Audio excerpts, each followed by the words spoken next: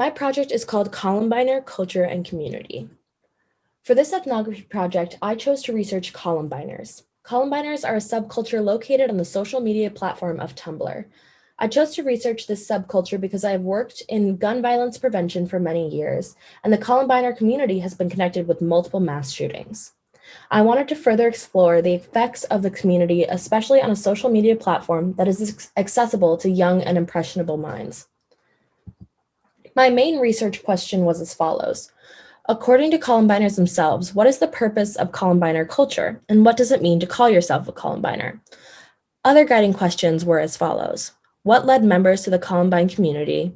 What is most admirable about the shooters and their actions? And are the members fantasizing about the men themselves or the actions that these men committed?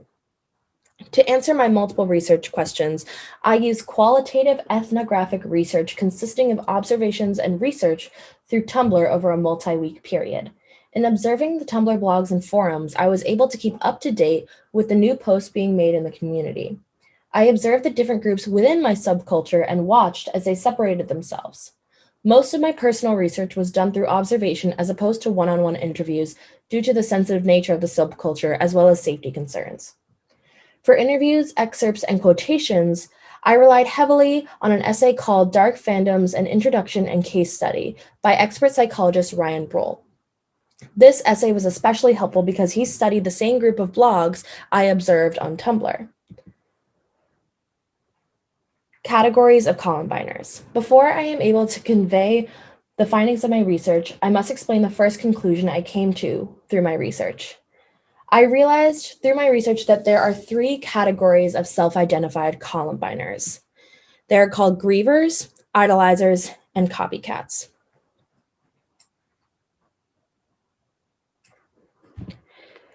Category number one is grievers. Grievers are the least threatening and most uplifting of the three categories.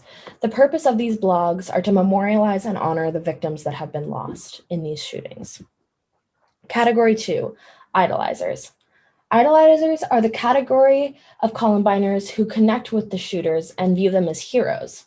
Idolizers often view the actions of the Columbine shooters as, quote, fighting back or proving a point. This group of people seem to have an obsession with Dylan Klebold and Eric Harris. Many have tattoos of the shooters, notebook doodles as seen on the left, and some even write or read fan fiction about dating the shooters or becoming a shooter themselves, as seen on the right. Category three, copycats. Copycats are often individuals who start out as idolizers. Copycats are individuals who were part of the Columbiner community and later went on to commit a shooting of their own. Some of the prominent shooters that have been connected to the Columbine community are Nicholas Cruz, who is responsible for the Parkland shooting in the top left, as well as Adam Lanza, who is responsible for the Sandy Hook shooting, seen in the bottom right. Answering the research question according to each category of Columbiners. Category one, grievers see the purpose of Columbine culture to be the remembrance and celebration of life. Their purpose within the community is to remember and spread hope for survivors. They are inspired by the lives of those who have passed and want to keep the victims of Columbine alive in memory. When Michaela Nicholson was asked what it meant to be a Columbiner, she responded by saying, quote, being a Columbiner means keeping the memories of the victims alive. It means remembering Cassie Barnell's smile and celebrating the work of Matthew Ketcher and what he did in the community. It means never forgetting and spreading their memories. Category two, idolizers. Idolizers see the purpose of Columbine culture to be appreciating and praising Harris and Klebold. They see the purpose to be connecting with other loners and outsiders. They see it as a place to release their anger and frustration with the world. They see Columbine culture as a celebration of the shooting and communities of like-minded individuals.